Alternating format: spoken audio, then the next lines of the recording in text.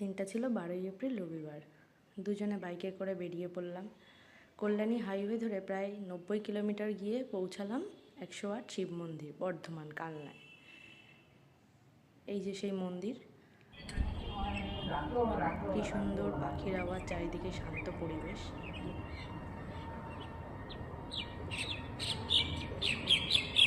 পরপর মন্দিরগুলো রয়েছে, পরপর গোল হয়ে একটার পর একটা শিবলিঙ্গ রয়েছে, এই যে দেখতেই পাচ্ছ।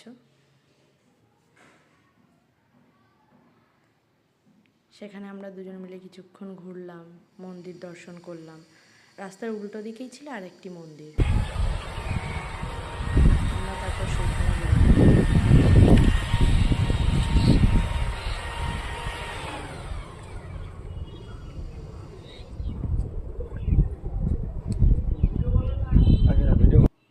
সেখানে গিয়ে কিছু ফটো তুললাম, দুজনে একসাথে কিছুক্ষণ সময় কাটালাম এবং তারপর আস্তে আস্তে আমরা রওনা দিলাম আমাদের নেক্সট ডেস্টিনেশনের উদ্দেশ্যে। এবার যাচ্ছি মায়াপুর। দেখা হবে নেক্সট পার্টে।